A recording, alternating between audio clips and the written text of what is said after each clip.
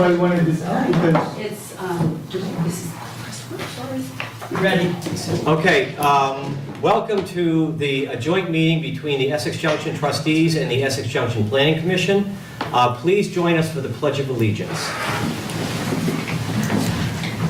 I pledge allegiance to the flag of the United States of America and to the republic for which it stands, one nation, under God, indivisible, with liberty and justice for all. Thank you.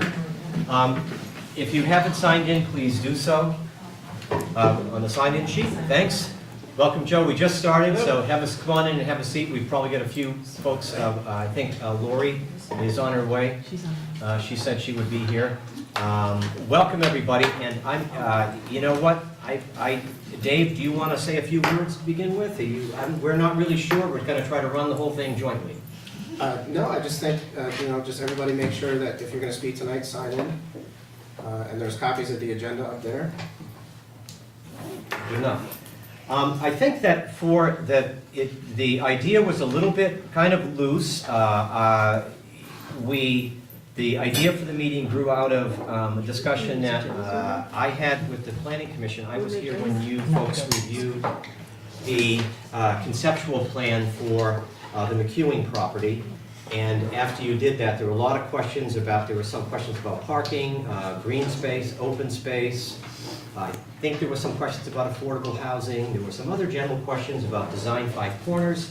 I think if I can frame it correctly, it was sort of like, what is it that design five corners isn't telling you that you would like to ask of the trustees?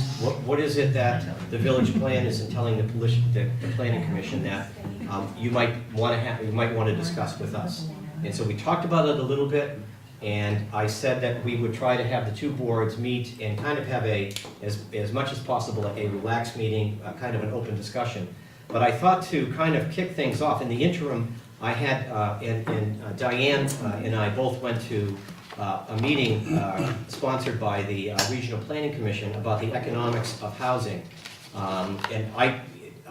Economics of housing development, and I thought it was excellent, and Diane agreed, and so I thought to sort of help kick things off a little bit, I asked Regina Mahoney from the RPC to come here and do a little bit of a reprise of that meeting, and I thought it would be very educational for all of us. So, welcome, Regina, and just let me know. I've got the slide controller here, and I can tell me what you want. Great. So I'll try to stand here. Let me know if this doesn't work or you want me to do something different. So thanks for having me. Essentially what I'm going to cover tonight is a little bit of housing data from the county perspective, just to give you a little bit of framework of what we're looking at. And then do a bit of a summation of what we heard at that economics of housing conversation, and then what changes could potentially happen at the municipal level to help with that. So, thank you. Yeah. So at CCRPC, we track housing for a variety of reasons, but really we started thinking about this in a much more holistic way when we did the ECOS plan. So I don't know if folks are familiar, but in 2011 we did a pretty big, comprehensive look at the region, both from economic development strategy, transportation, and regional planning all combined. And as well as looking at education, public health, a variety of different things. And from all kinds of avenues, housing shortage came up as an issue. And in particular, with the economic development strategy piece of it, we found about 83% of businesses that we surveyed really identified housing as an impediment to their growth. So in the ECOS plan, we have a strategy. We have 8 strategies, and one of those is sort of the overarching smart growth strategy. And essentially what that says is we'd like to see 80% of growth happen in the areas planned for growth going forward. I've got a map later in the presentation to show you what that looks like. But basically where we've already got existing infrastructure, let's continue to grow there, make more efficient use of that, and prevent sort of sprawling out, which means a lot more long-term costs for the municipality in terms of maintenance and operation for that infrastructure that goes out, and just a lot more sense in kind of building in a smart, more dense way. Then most recently, I think 2016, we partnered with Housing Vermont and Champlain Housing Trust to really figure out if there's a way that we could help from a variety of angles to build more housing than we were building. The goal itself is about 700 units per year, 20% of those affordable, and it's a 5-year goal, so that would be in total 3,500 homes over the 5-year course of time. So these are sort of our guiding reasons why we look at housing and why we try to help folks with this kind of stuff. So next slide. So I think I've got about 4 or 5 slides just to give you some overall data. Again, these are Chittenden County level data, not specific to Essex Junction. And this is the housing, unaffordable housing slide. So basically, for quite a while, it's generally thought that if you spend 30% of your income on housing, that's affordable. So more than that, you start to get cost burdened in terms of what your housing costs are. So countywide, 33% of our homeowners spend more than 30% of their income on housing. 56% of our renters spend more than 30% of their income on housing. Okay, next slide. The other thing that we've been looking at is where our employees in the county live.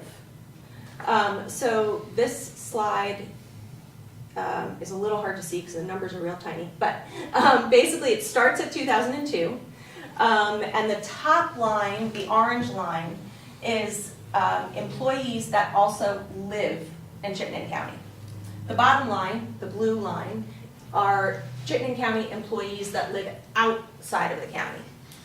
So back in 2002, that top line, the orange line, makes up about 75% of the employees in the county. If you sort of go forward to 2014, that's the second to last date on the slide, we were closer to 64% of employees. So we really had less folks living here than we did prior. And we saw a tiny uptick, that 2015 number going back in the other direction, which we were excited to see. But essentially, if we can, continue to grow in smart ways and build up our villages and our downtowns, we can try to reverse this curve a little further. And it'd be great if we could get closer to the, early 2000s numbers of 75%. Next slide.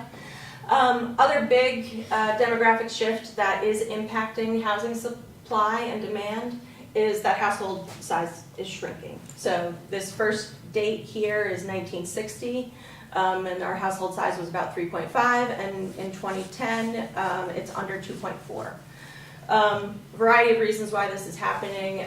We're aging, we have more female single-headed households, and we have less people having kids. I think I just heard yesterday on NPR that we are, in 2017, we had the least number of kids that we've ever had since 30 years ago or something like that. So, so what this means is that, it seems so minuscule, 3.5 to 2.5, but basically we need essentially the same number of homes to house, we need more homes to house the same number of people.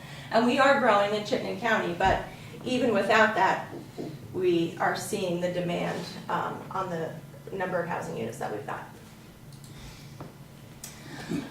Vacancy rate. So this is the rental vacancy rate. Again, these numbers are teeny tiny. And this is the orange line in the middle. That is about 1.8%, and that's the long-term average vacancy rate for Chittenden County. The blue line on top of that is the actual annual vacancy rate for each of those years. So this graph goes from 2000 to 2017. And I've pointed out 3%, which is basically at the top of this graph, and we have considered a healthy vacancy rate in Chittenden County to be somewhere between 3% and 5%. So we have only reached that in 2015 and 2016, and you can see in 2017 we've dropped down. So we were building a good amount of housing, 2015, 2016, and you can see that reflected. And then in 2017 we have dropped down in the number of homes that we're building. Just as a frame of reference, although vacancy rates are tough to compare to other places because it's really very specific to your circumstances, but the national vacancy rate at this same time period never dropped below 4%. And so that's sort of off the charts. It also goes up in the recession to unhealthy, too large numbers. You know, vacancy rate is the sweet spot that you want to hit. National numbers went up to 8% and more in the recession, which was not good.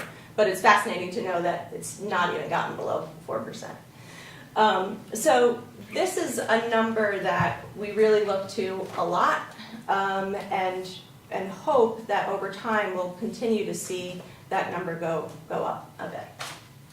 Next slide. Okay, so these are just bring us in a little bit more to what we're looking at in the last year, and specifically in comparison to those ECOS plan goals.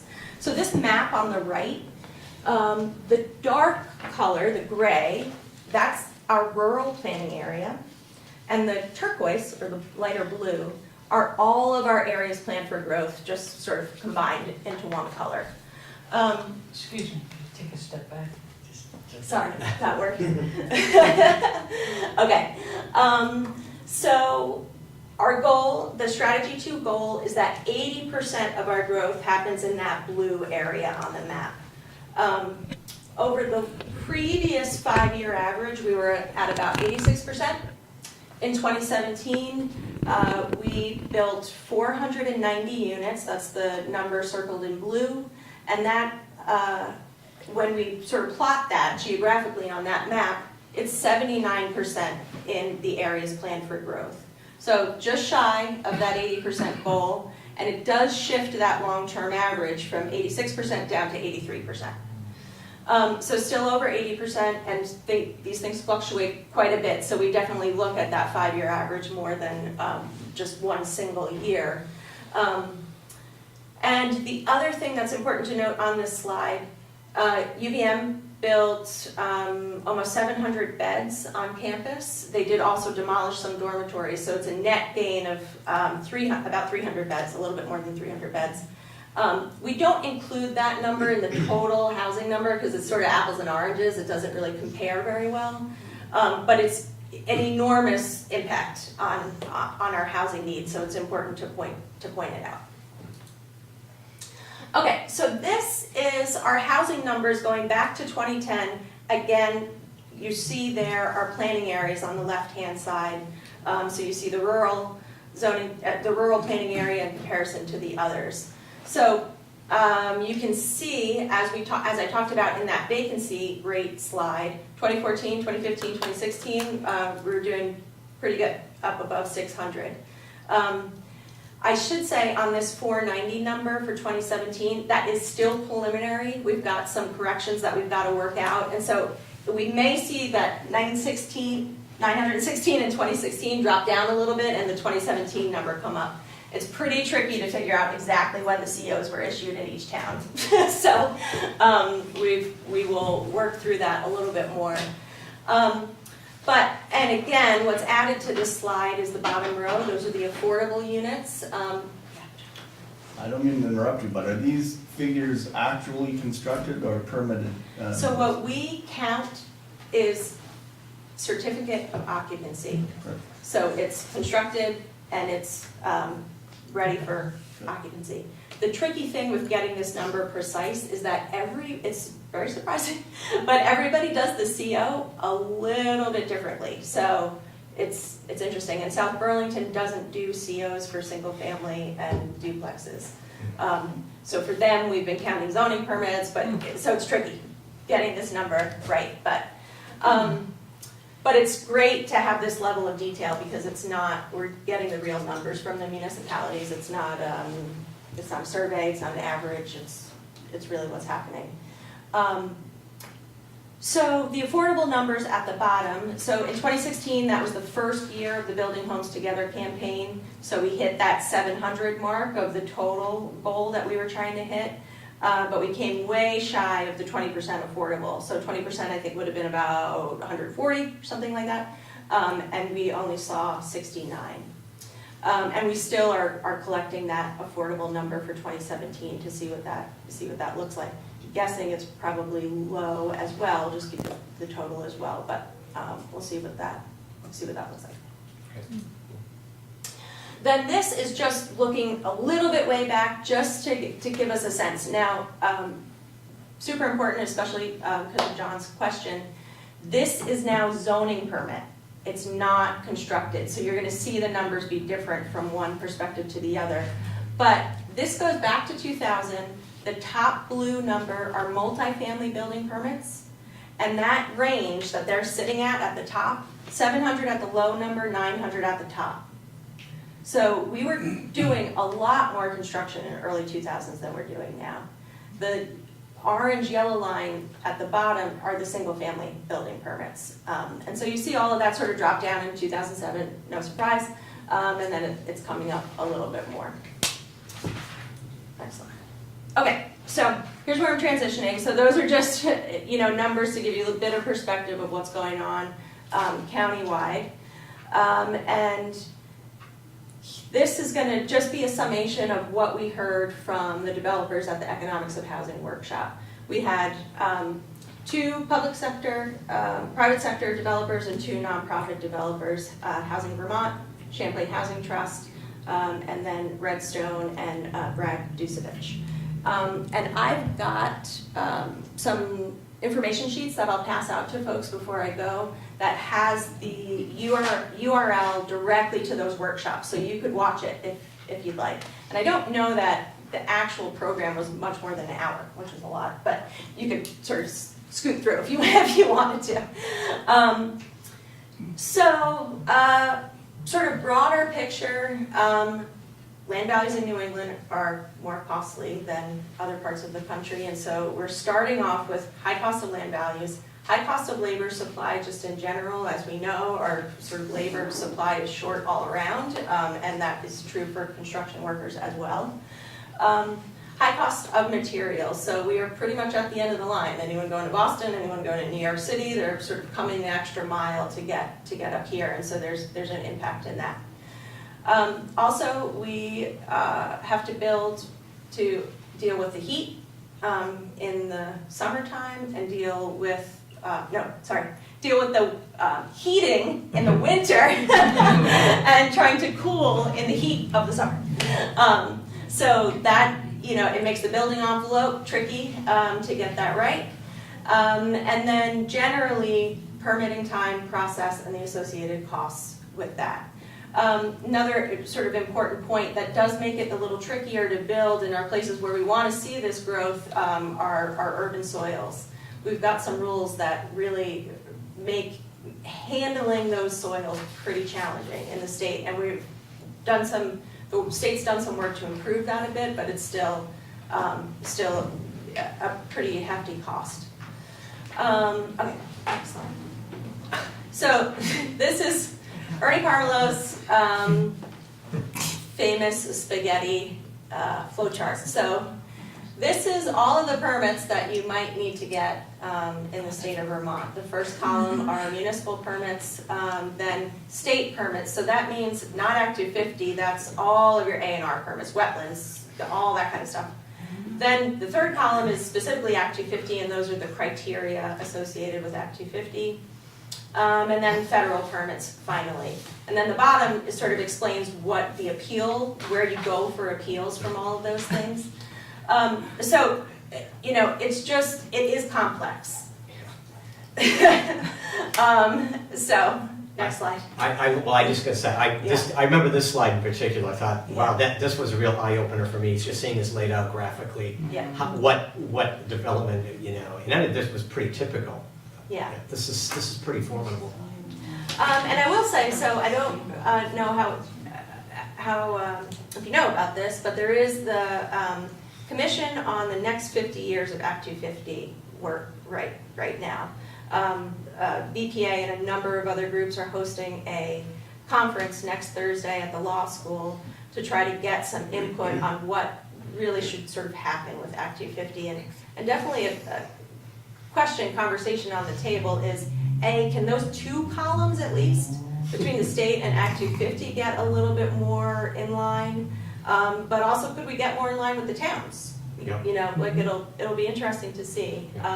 It may go nowhere, but it might go someplace. So, if you're free next Thursday, definitely come. Okay, so this is from Housing Vermont. This is a typical, though.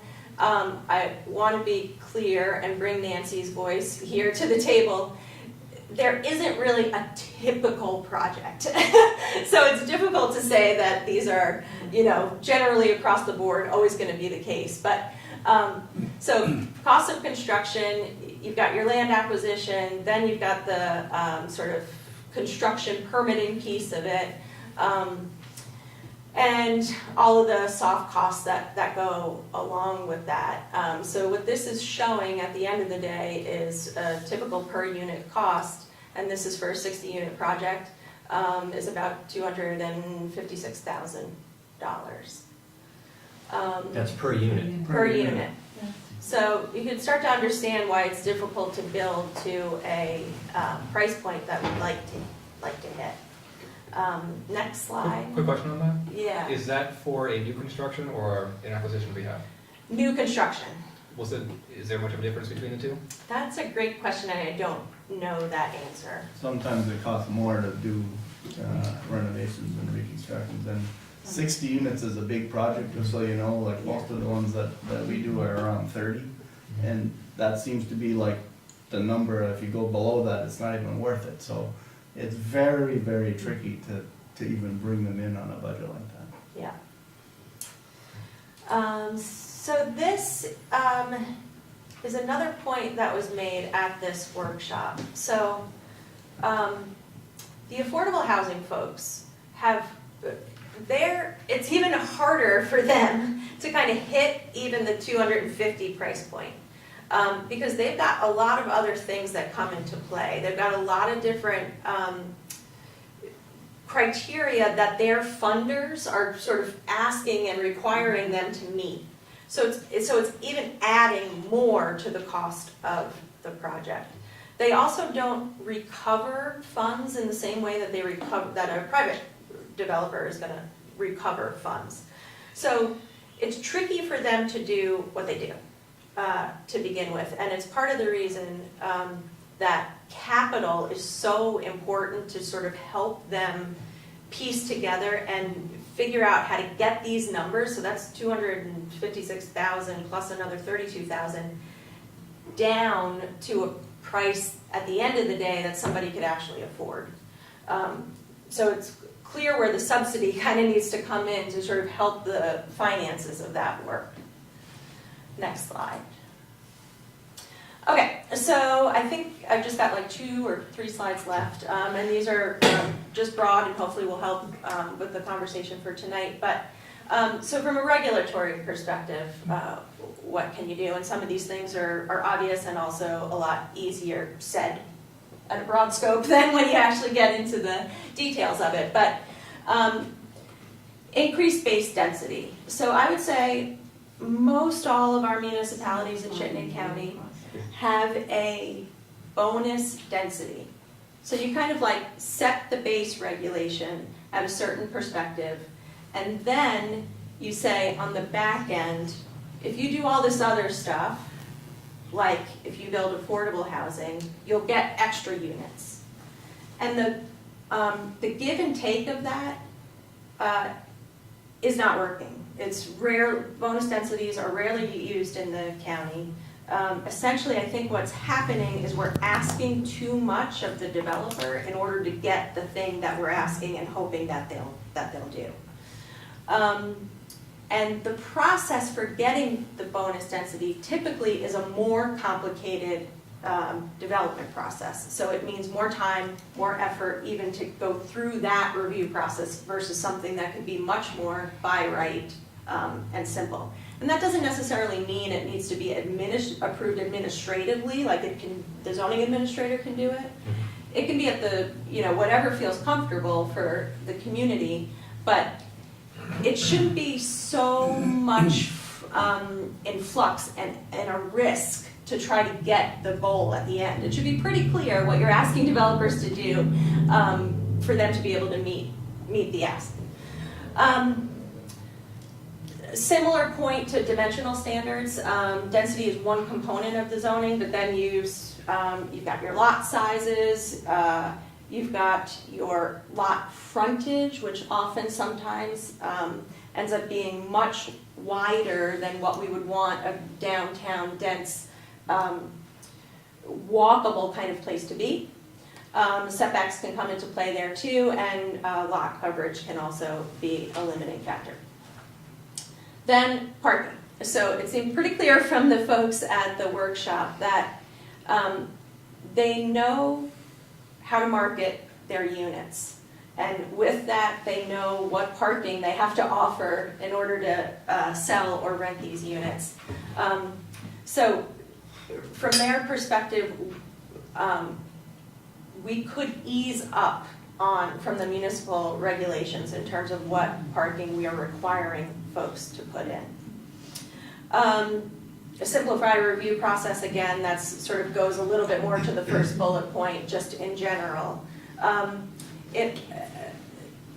think another component of simplifying the review process can be, it doesn't need to be form-based code, but some kind of visual master plan that really sort of explains what it is that you'd like folks to be building to, rather than these kind of arbitrary 100-foot frontage, 30-foot setback that, are kind of out of context of what you actually have on the ground. Then last, inclusionary zoning. And so I say that knowing that if you're getting a lot of housing, the opportunity can be now to make some of those affordable, but it is a complex and not very simple thing. So I don't say it lightly by any means. It takes a lot of thought and really figuring out if you're ready for it and how it makes sense. And again, it's the same concept of the bonus density in the sense that you've got to be asking for the give and take has to be correct. And with that, housing trust fund, so that can really help. If there's a local housing trust fund, that can really help CHT or other nonprofits come in and meet that price point because you're coming to the table with a little bit of capital to help them bring that down. And then some of the sort of nitty-gritty, again, inside the inclusionary zoning, there's lots of nitty-gritty to think about once you get in there, but a lot of times we will have very specific, you have to meet 80% of AMI, area median income, but ranges, 80 to 100% AMI might be a little bit more effective and workable than just a base threshold. Does everybody know what inclusionary zoning is, by the way? Why don't you explain, John? The way it works in my world as a person working for developers, it feels more like a mandatory affordable housing situation where the zoning for a particular area says if you build this many units, you must make some number of them affordable. And then, so it sort of takes away the incentive-based thing and turns it into a stick because they're now forcing you to do it. And all the rest of the numbers and acronyms she's using are ways of measuring how you decide if it's affordable. So if the average cost of an apartment is $100,000 or the average the rent that somebody's paying for that apartment is whatever it is, $1,500, then an affordable unit is 80% of that, or it's something less than what the market rate is. Yeah, and it's tied to the income that you're trying to hit. So whether you're trying to hit a group of folks who make 80% of the area median income or 60% of the area median income, we've typically thought of workforce housing, young professional housing at 80 to 120% of the area median income. And then it's 30% of that for their housing, because that's the safe amount that it costs to spend on housing, equated to whether that's a monthly rent or a mortgage that those folks could afford. So when a developer or anybody decides they're gonna build a certain number of housing units, they have to actually create some that they'll be willing to offer below market value by however much.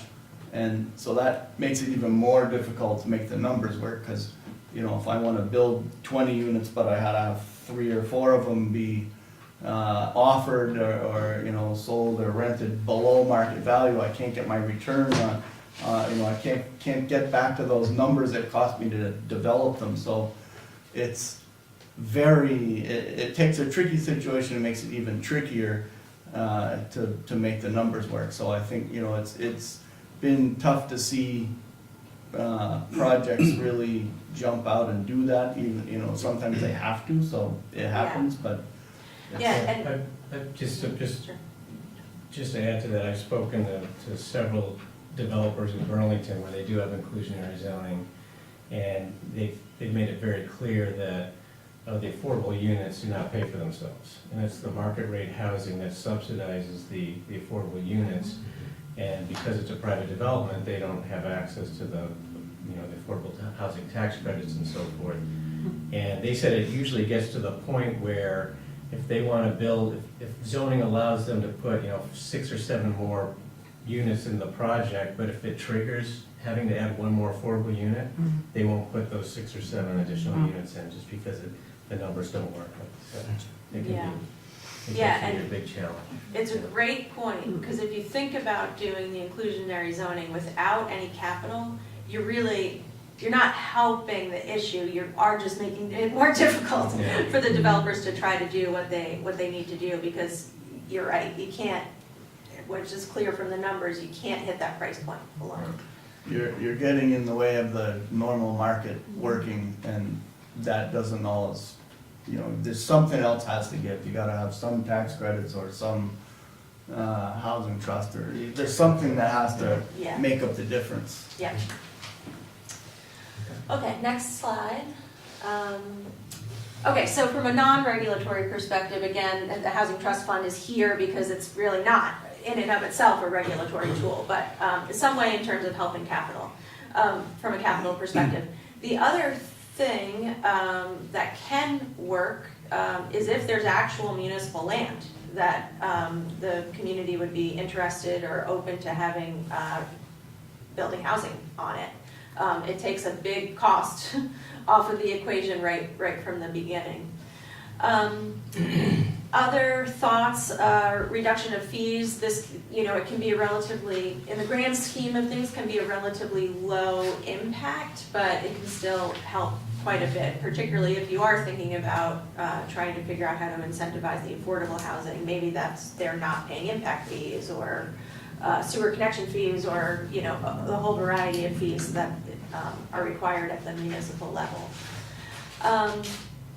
And it's something to think about too from an accessory dwelling unit perspective. So it may not necessarily be something where you're thinking about larger multifamily, but accessory dwelling units for you know, single family homeowners can be really helpful in trying to just create some affordability in the community and also make their own housing costs a little bit more workable. And those folks, typically not developers, they're not really going to jump into this stuff unless it's really helpful, or unless it's easy and makes sense for them. So reduced fees for those can kind of, again, it's not going to make or break it, but it could help it a little bit. Then reduced infrastructure costs. You know, typically these days, developers are having to basically build their own infrastructure if they're building a new project, and it's not very simple at all to say that a municipality could afford to build any of that infrastructure, but there could be some things put into place that could potentially help with that, TIF districts being one of them, if one could get it from the state. So neighborhood development area, you've got an asterisk here because you already have one, which is really great in the village. I think it's a super, the neighborhood development area designation of all of them is the most helpful, I would say, from a housing perspective. Because it really helps take Act 250, some relief from Act 250. And then tax stabilization programs, particularly for some development in general or affordable housing, if you can at least ease the burden of the cost over the the few years after the development, that can really help quite a bit.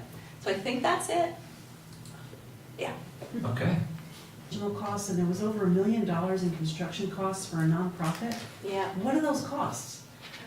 So it's is it in the additional costs?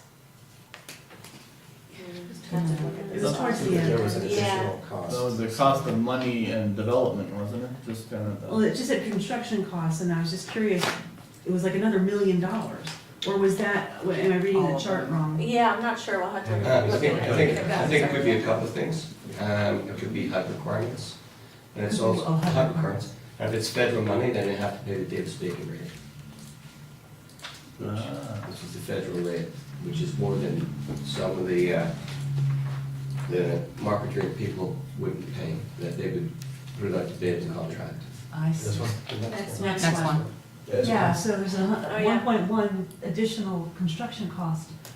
And Well, Yeah, and I think some of that too is the energy, higher efficiency standard requirements. of energy efficiency that comes with some of those programs too. But it's a good question. I can find out. it affects all kinds of Get things. Some of the projects that we've done have 3 or 4 different funding sources, and each one of them has their own list of criteria that they require, and it might be so many cubic feet of storage in your kitchen, to bedroom size, to closets, to, and those little things add up, so all of a sudden your unit goes from 700 square feet to 750 square feet. Okay. And so then, depending on what they're measuring there's all kinds of little, things that are strings by each funder that you have to follow. Wow. Okay. Yeah. Other questions? Regina? I will, if the audience has some questions, please feel free. Linda? Linda McKenna. I have a question about the neighborhood plan, because I was wondering, I've been wondering for quite a while about the Regional Planning Commission, and at what point do you take into account the quality of living or the quality of the environment in total? And I understand this is all from the affordable building costs, and that's very interesting. It's good information to have. But the other parts of less tangible effects that this has on these high-density areas, i.e. ours. So maybe the neighborhood plan spoke to that. If so, I'd like to know how to access that. Or is there another way that the Planning Commission takes that into account? Do you mean the neighborhood development area designation? Well, you have that last slide you had, yes? Yep. That, but then does the Planning Commission take into account sort of the total environmental or livability impact? Yeah.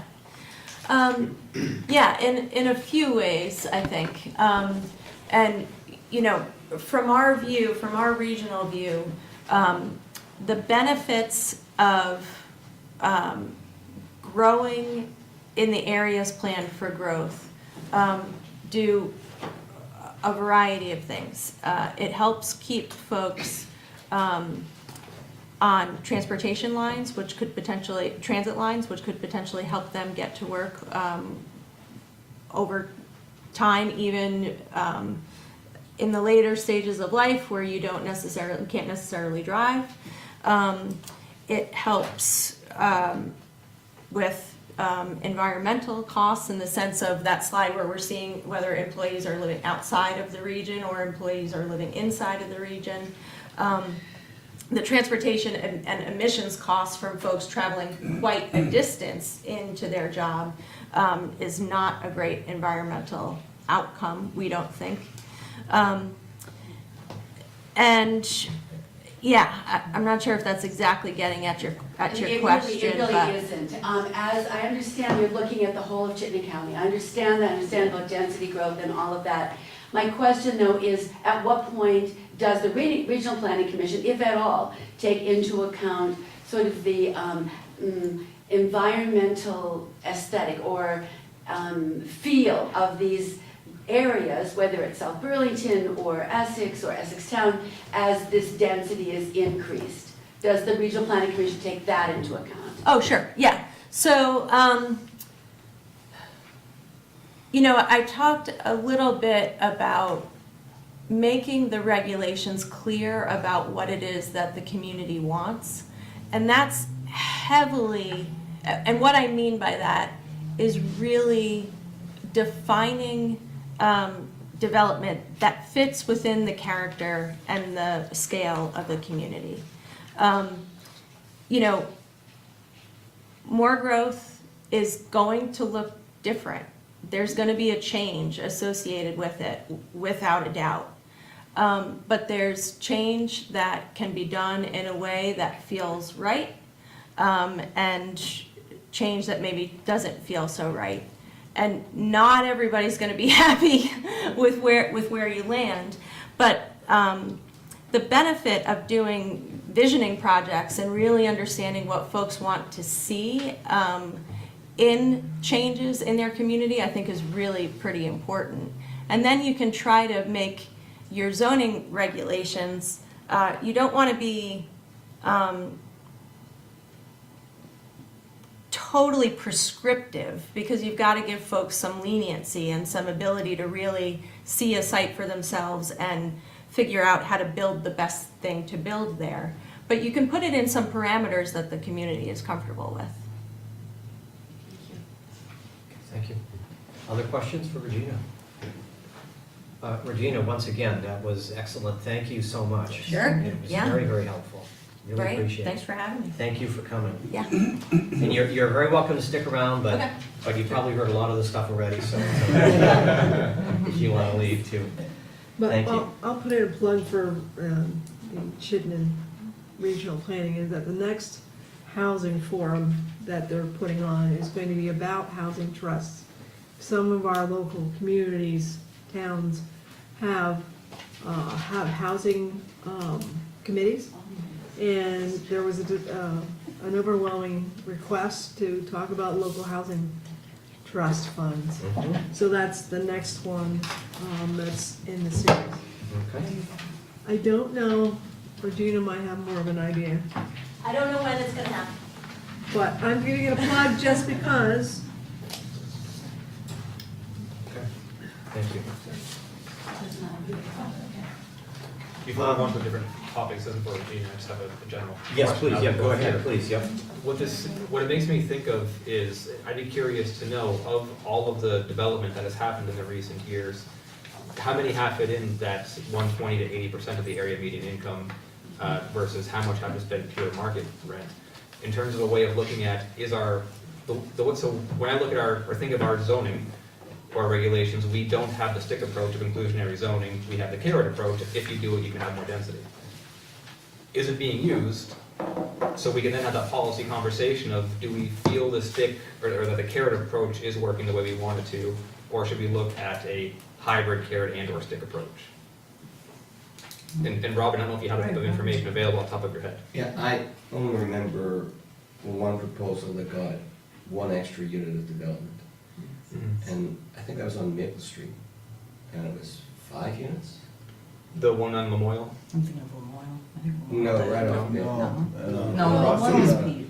Right off Yes, Maple. the one that's Yeah. up near the, on Up the in way the to the park. pool, yes. So on the left-hand side. Oh, yeah. yeah. I know what you're talking about. Yes. Yeah. Yeah. So they were, I think they were 75 square feet short in terms of the size of the lot for one more unit, and they got one more unit for that, but I don't think anybody else. We can give it for affordable housing, we can give it for renewable energy project. I don't think anybody else has actually asked for it or gotten it. So maybe that should be a topic for a future conversation, is to plan on, is the current approach working if we've had one in recent memory, when, as we just saw, we need more?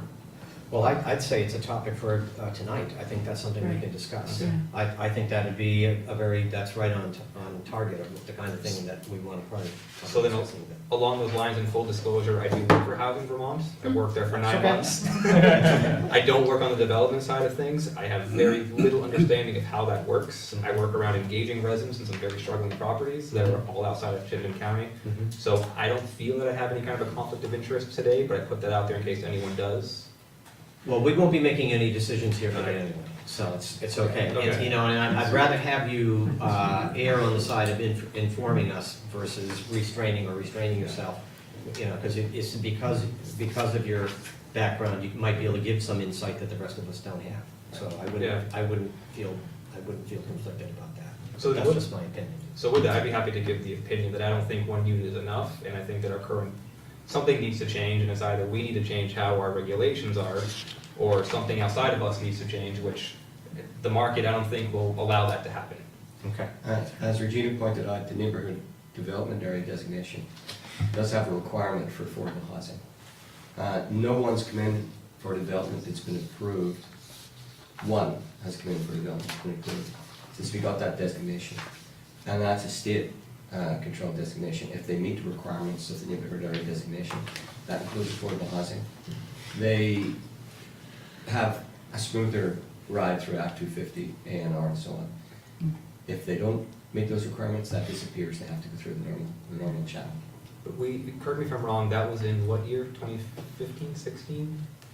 The late 2016, and we've only had one proposal in the Village Centre District since then. Okay. Let me interrupt first. I think I don't want to, I think this is great, this would be a great lead-in for the conversation that we want to have, but I think I wanted to do Regina's presentation first, but then normally we would have an opportunity for the audience to make comments or questions about something that, we don't really have an agenda, so I can't say it's something that's not on the agenda tonight because virtually you have an unlimited agenda. So if there's someone, if you have a question or a comment right now, and I would say that I will, if you want to know, if you don't have anything specific you want to say, but at some point during the conversation while we're talking about things, if you want to raise your hand, I'll recognize anyone from the floor, okay? So, but anyone has a comment right now, now's the time. Yes, Ann? Okay. I wasn't sure really what the agenda would be tonight. I mean, clearly, as many of my visits here have been, I'm focused on the neighborhood that I live in, and I'm focused on the effects of development on Park Terrace and School Street. That is a direct result of Planning Commission decisions that affect very much our everyday lives. And, you know, there's decisions that the trustees control, there are decisions that the Planning Commission controls. I was kind of hoping that this might be an opportunity to have everybody here and not be told, well, that's a Planning Commission decision or that's a trustee decision. Clearly, when the trustees have jurisdiction over the street, but the Planning Commission is making decisions that affect the street, there is a bit of a disconnect. And I'm not sure if the discussion tonight, once again, I can give you my roll call list of fixes and ideas that I have that I don't think are terribly expensive pre-Park Terrace reconstruction. Park Terrace, much like School Street, needed it and benefited from, will also need to be reconstructed at some point, probably accelerated by the construction and the delivery vehicles and the oversized vehicles that are now using the street. So there's ideas that I have for things that could be done before. There are things that should be done maybe after reconstruction. But I would, you know, just once again make the point that decisions that are made by the Planning Commission are final. the projects get built, the neighborhoods and the roads get impacted, and then it doesn't seem like there's a clear path for resolution or fixes. I know every time a new development is proposed, there's always that throwaway line in a traffic study will be done in 6 months or a certain percentage of occupancy to see what the impact is on traffic and egress, into the major streets here.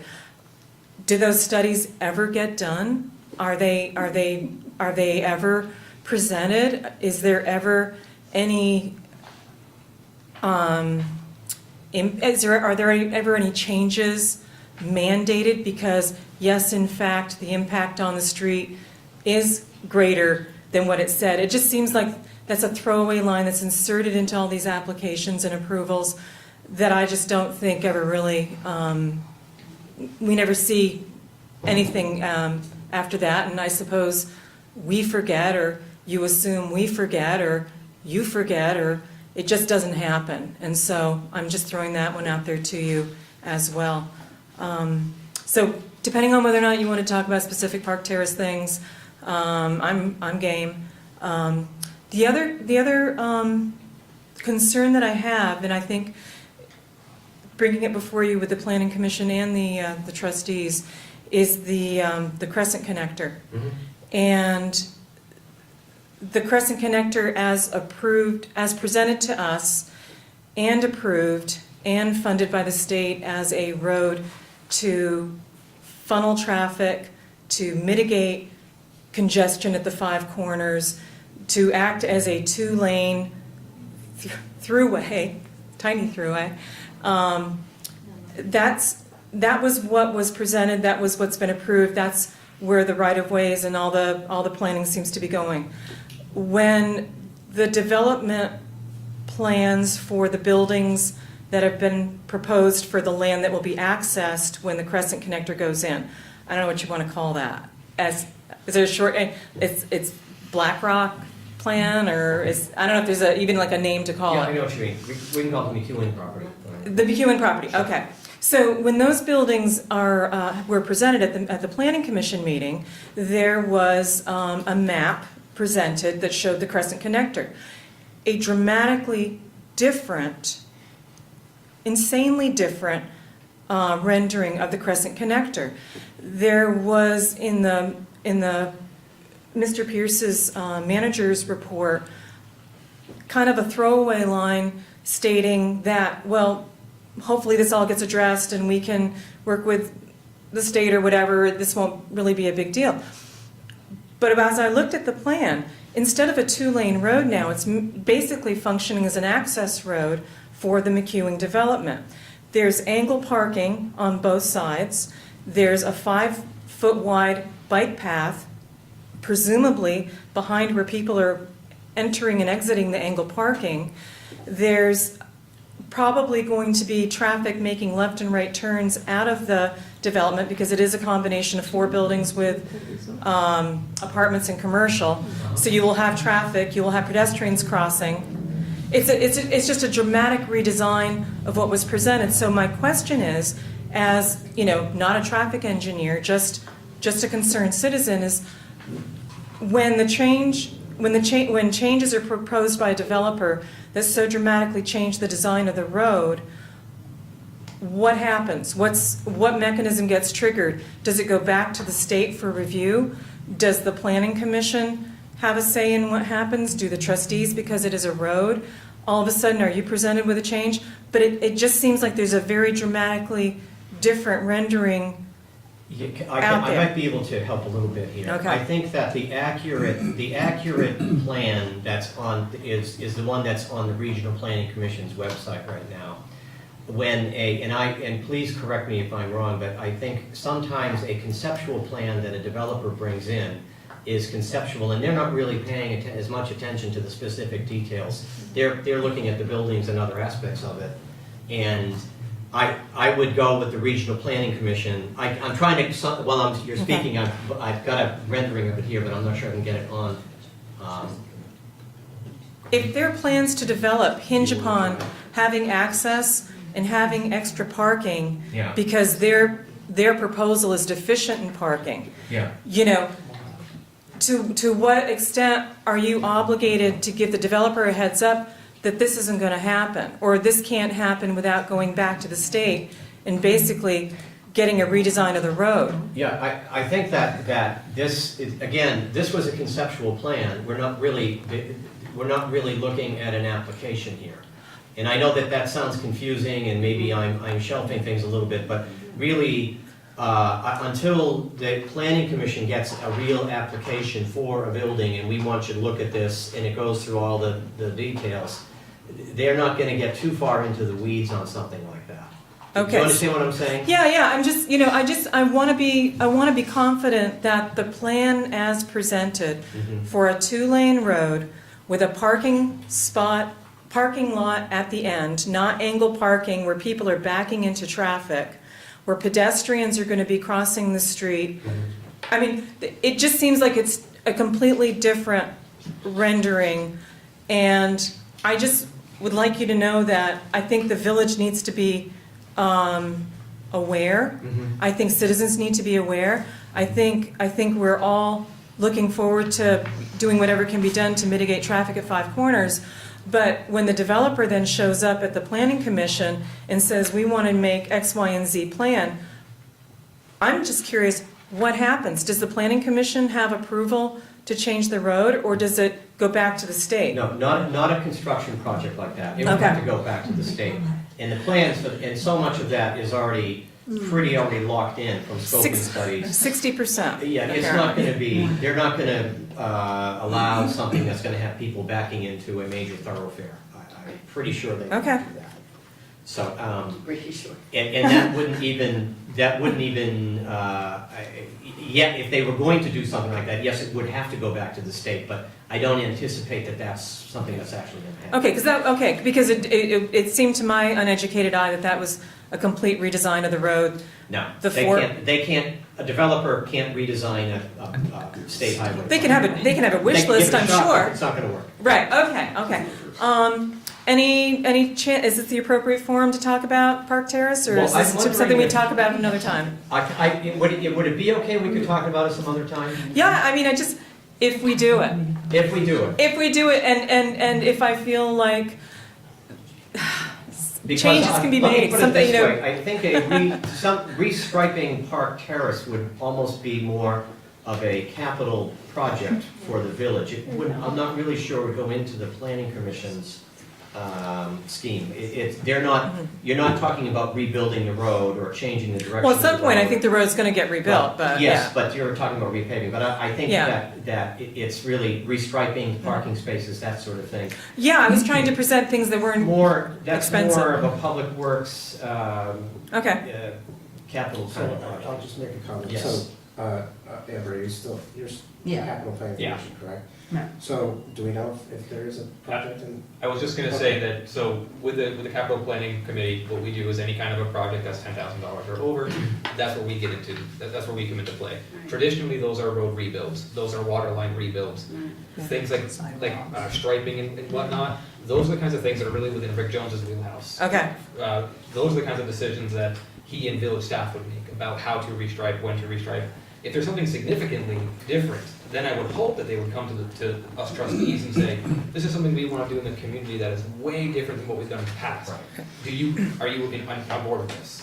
Yeah, well, I've been bringing up these suggestions, we've been having this discussion for years now, and nothing has happened. And this situation just gets worse and worse. And the fact that we're a walkable community with a road with no sidewalk and more pedestrians and more people walking on it is, it's ridiculous. And the fact that more proposals for more development and more cars entering and exiting at the bottom of Park Terrace are being proposed, and there's still no discussion about how we make this street not only safe, but livable, to me is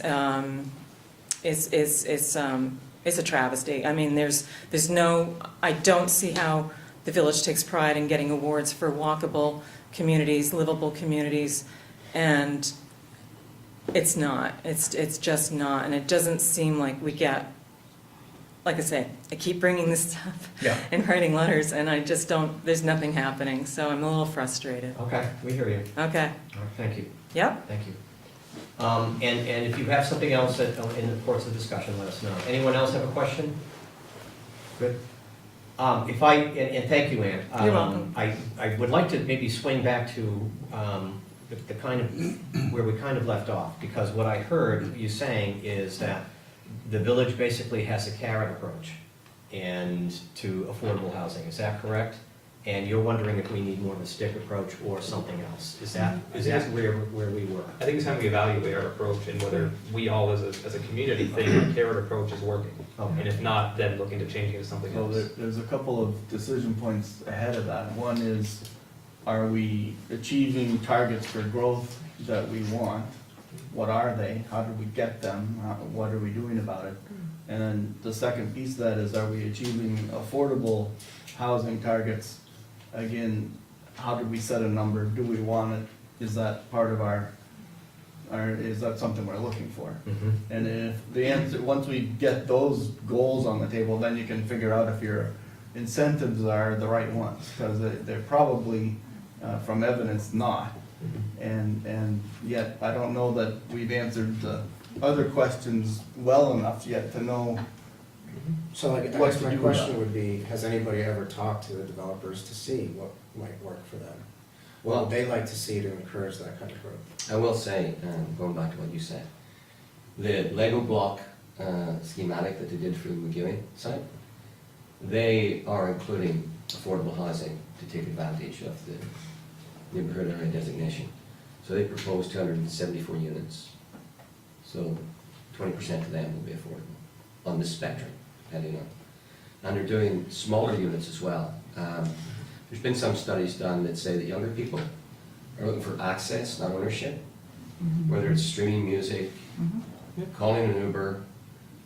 No, it's into apartments. They want to be footloose and fancy free, if you like. They're going to job somewhere else. They don't have to wait to sell a house before they move. So they're looking for smaller units close to downtowns. So the McEwens are talking about maybe 500 square foot apartments, which would be less expensive to heat, less expensive to rent. And, you know, they're combining that with back spaces in the basement of the buildings. They want to put in a bike repair shop. So they're looking at that sort of thing, very early days. But that's the sort of thing they're talking about. And that would be, for the size of the village, that would be quite a decent percentage of affordable housing. It might be 4 to 5 years before the build out, maybe 6. That would be a decent percentage of affordable housing. And I just saw your hands up. Do you mind if I piggyback on that real quick? So those are one bedroom, correct? The market Could be seems to say, studio, Or right? studio for yeah, the market seems to say studios and 1 bedrooms are what people are looking for. which is great for the single person, the young couple, the retirees, people trying to downsize. My concern is the average family, that doesn't work. Right. So there's a big segment of the population, which frankly is why when, after leaving Essex to go to higher education, coming back to the state, why we came back to Essex is because of the fact that this was a family-friendly place. Right. And at the time, we could buy our condo where we are. Those types of developments, those type of affordable developments for families is not what's happening in our community. What is happening in our community are beyond affordable, beyond what the average area median income family, young family can afford in this community. I will say that the Autumn Pond development, they came to us looking to downsize some for 2 bedrooms, 1 bedroom, because they couldn't rent them. They decided no, they'd keep them because they wanted a bigger mix. You know, in 10 years' time, the market could change, and everybody's looking for a 2 or 3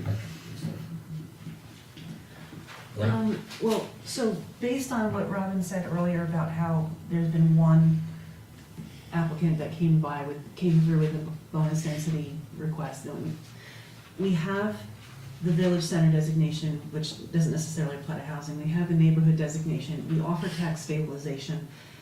And we also have accessory dwelling unit regulations.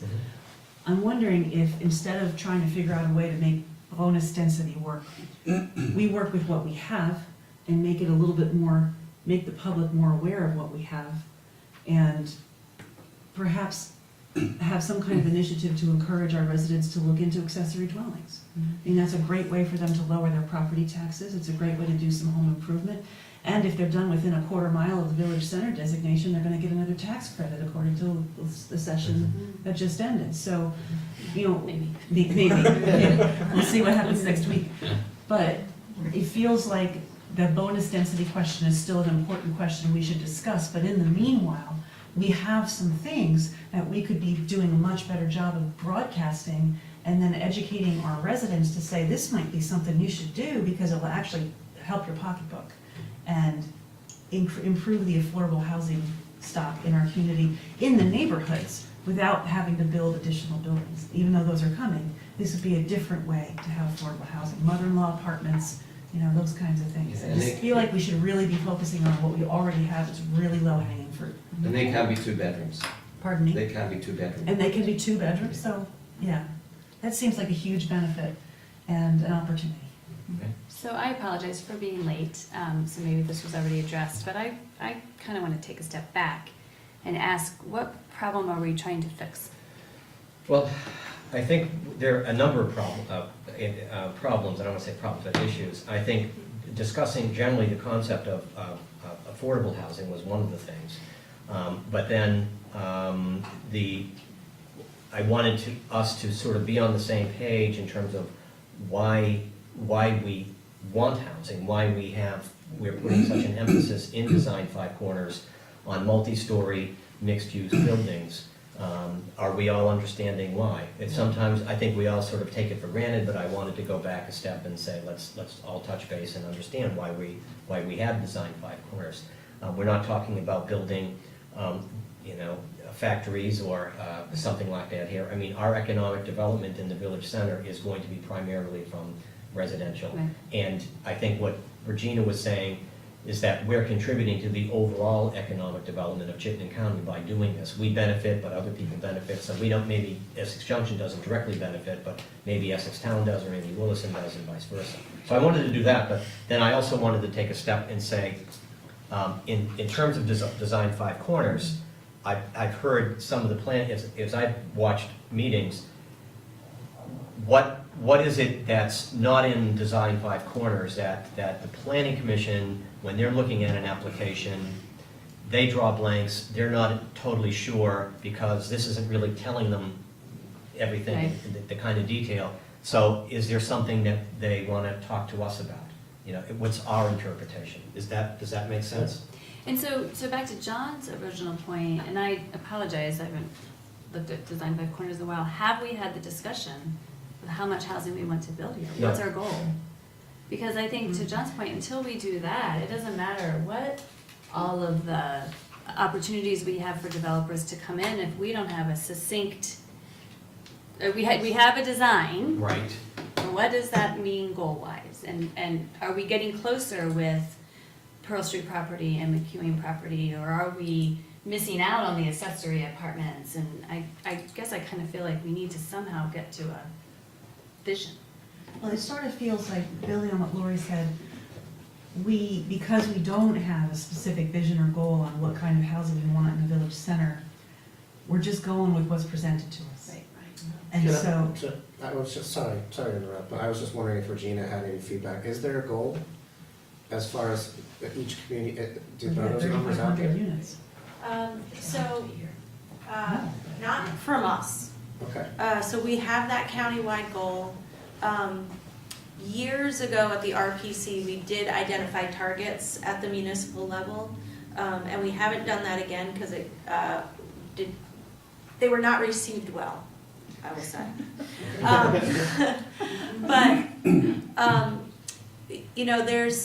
You can do housing needs assessments that can really help you figure out those issues and figure out what's the missing price point, what gaps are you trying to fill, and generally try to get some frame of reference around that.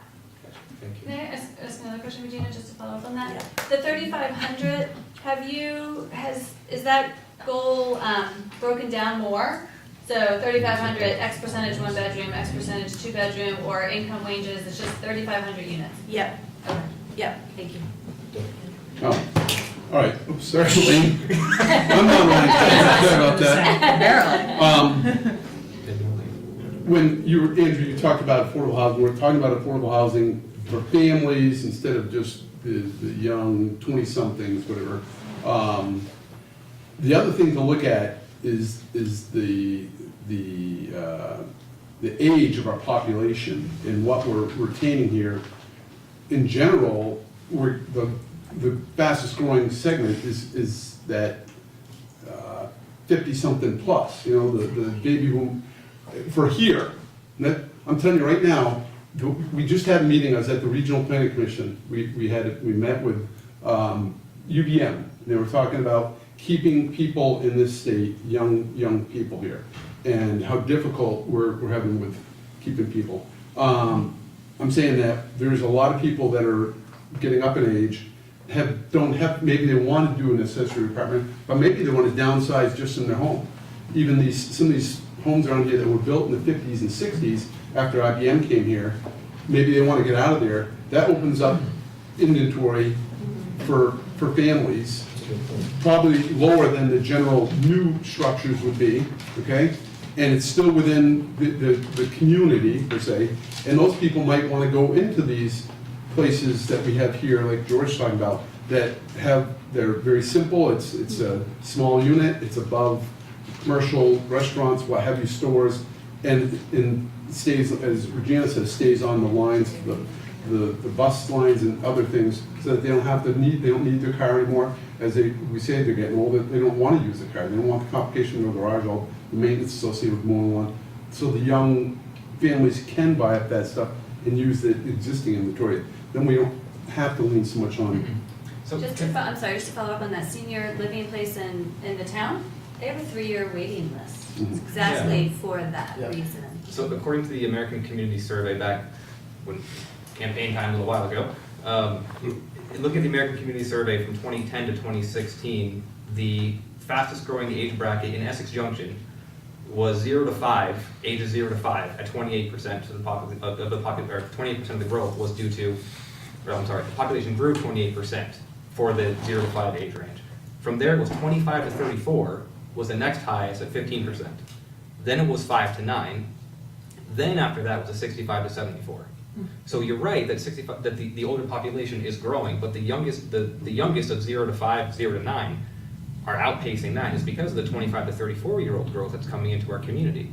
And that's what I'm saying. That, yes, we need to focus on both. We shouldn't focus on just one. We should focus on the needs of our entire community and the future of our community. But at that kind of a rate, we can't just focus on the elderly. And we do need to keep in the fact that there are families that are coming in who need to be able to afford to live here.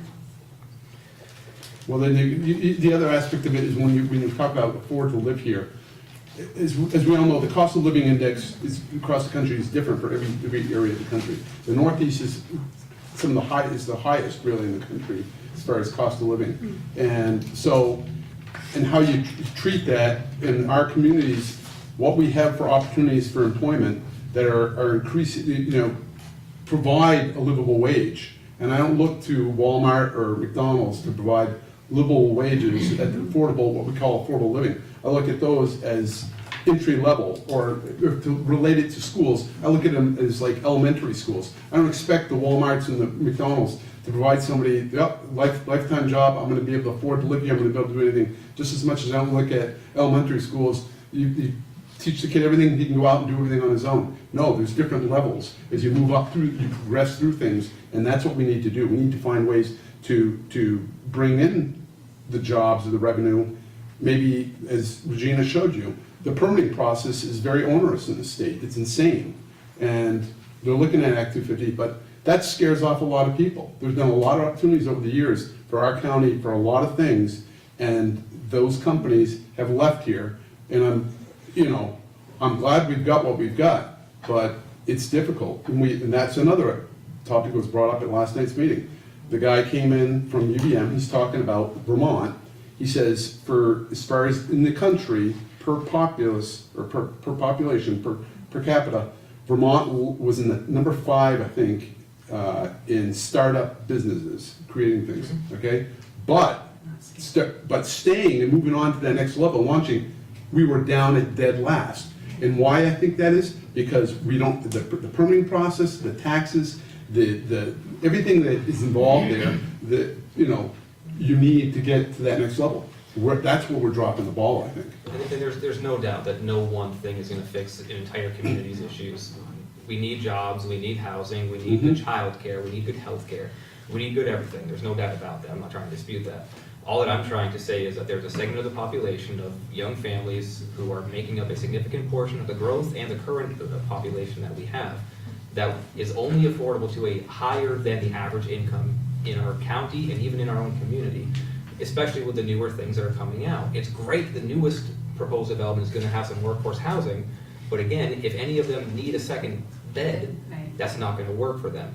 The developments that do have multiple bedrooms that are coming in here are beyond the 120% area median income, and especially the homeownership opportunities that have been in the mid 300 to 400,000s, which is well above the 120% area median income. Can I don't want to jump in, I don't want to cut everyone off. Can I swing it back to get a little more focused on what Regina was talking about and try to get more into what, right, specifically the issue in front of us with the Planning Commission and the trustees? If I understand correctly, one of the things that in terms of giving us more flexibility in the kind of housing that we would want to see here, particularly affordable housing, would be to come up with incentives. And if I understand this, Regina, it lowers the cost if the municipality owns property versus the developer buying private property. That's one possibility. And the other possibility is if the municipality were to supply parking, or if somehow we had parking, if we have municipal parking, free parking, that helps lower the cost of all kinds of housing, not just low affordable housing, but even market rate housing. Is that correct? I'm not trying to put you on the spot, but am I generally in the ballpark there? That's a tricky question. The parking question is a tricky one, so it's possible. Okay. I was thinking a bit more broadly, like for new developments, like help with building the road, the sewer, the water, the stormwater kind of thing. Okay. No doubt that what can be helpful in a downtown environment over time it is potentially some form of municipal parking. Right. Over time you might need that, but I would not be able to say right now that that's what Essex Junction needs, Yeah. or how parking actually would be able to sort of help with that. From the regulatory side, it's helpful from the developer perspective to allow some flexibility in the required amount of parking per unit. Okay, thank you. I mean, I'm raising this because I put the slide of Design 5 Corners up there. Obviously, we don't have a parking garage anywhere. We have only, multi-story residential units. No one is gonna come to a community forum and say, I want the parking garage to go there. So it's not something that normally gets included. But again, it is something that we didn't think about, we didn't anticipate when we were having the community discussion about this. We were thinking the beautiful walkable community and all the things we want, but we weren't thinking about if people come here, where they're gonna park. And so I'm wondering if that's something that we need to address.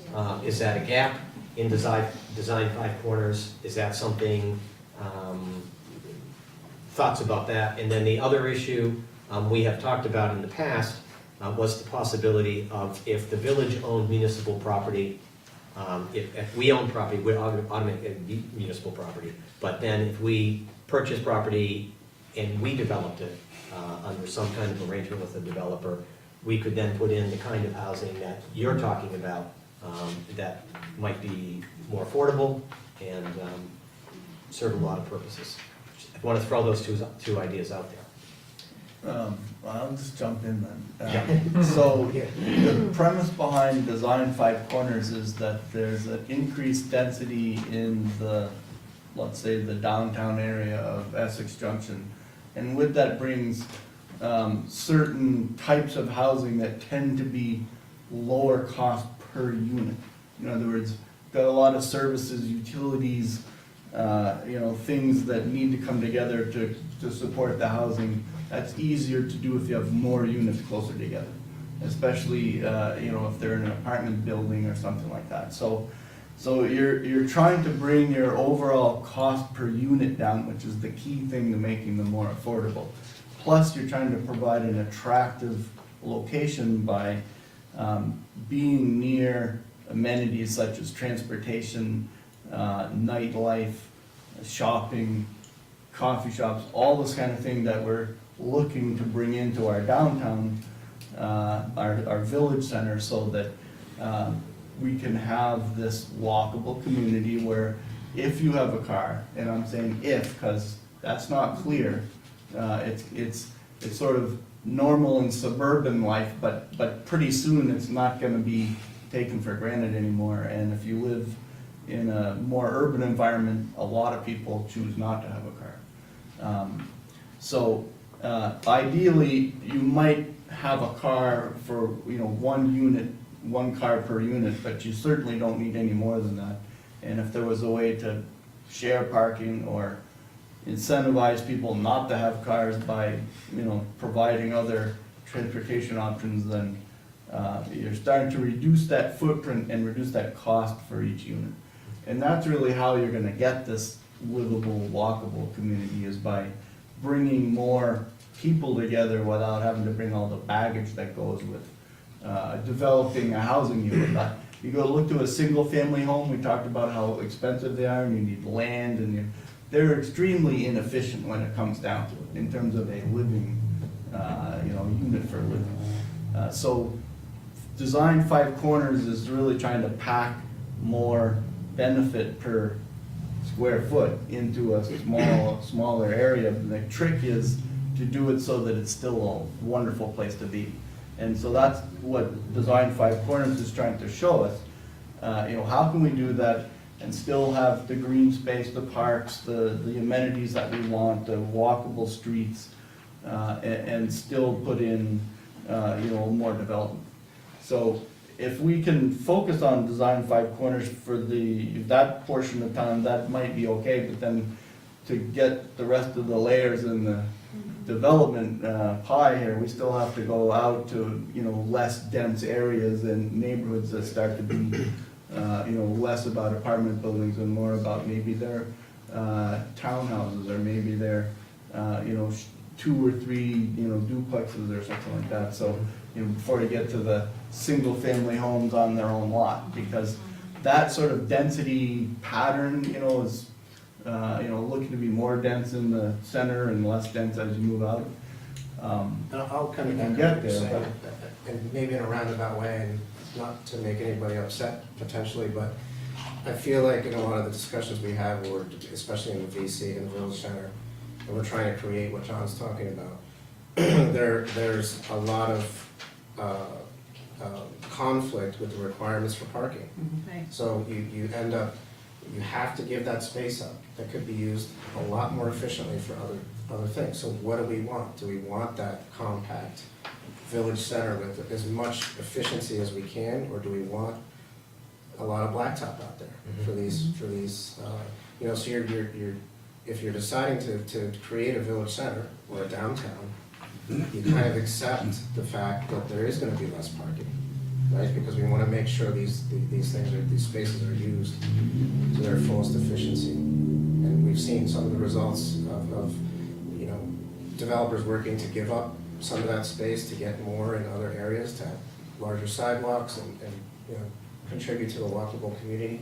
So, some of those requirements do cause challenges, especially with some of the unusual lots we have, and, So I wanted to say one other thing about Design Five Corners. It was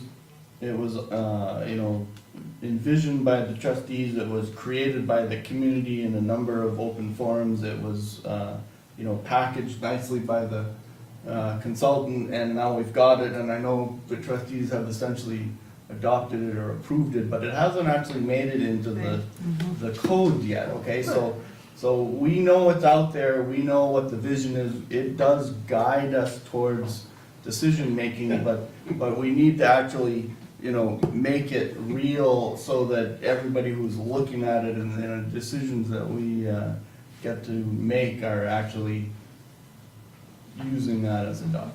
I will say that we applied for a grant from the CCRPC, which is just starting out. The consultants will be coming, Du Bois and King. They'll be coming in front of the planning commission, they'll be coming in front of the trustees. And the goal of that grant is to include Design 5 Corners in the municipal plan. When will that happen, Robin? It's going to start next month, I believe. Okay. We're supposed to be finished, I think, at the latest, August, September, if I remember rightly. So we could update the land development code or the comprehensive plan anytime we want, right? We don't Well, have to wait until. We're going to start the comprehensive plan in January, Mhm. the update. So So that'll it'll be get running us, concurrent. the vision into the rules, but in terms of, manipulating the language in the VC district, for example, why can't we do that next week? Why can't we start doing something?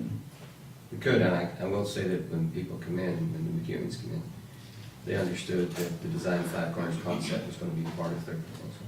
So, What do you want to do next week? Could you, I'm not getting it. I want to hear more. He wants to amend the zoning regulations. Yeah, I want to rewrite this. can you have it by Friday?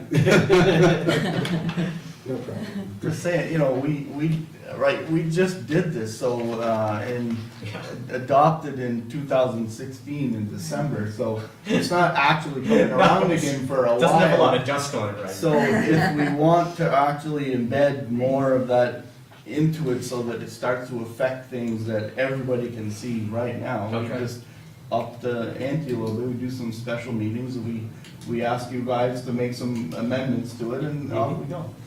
I think that's really a great idea, because until it's embedded in the code, it's like this extra thing that's over here Yeah. that you may or may Yeah. not have to look at.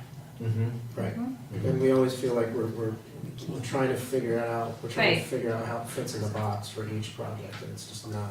Right? There's that feeling there that you're missing something. Okay, But I okay. do want to go back to David's point about parking.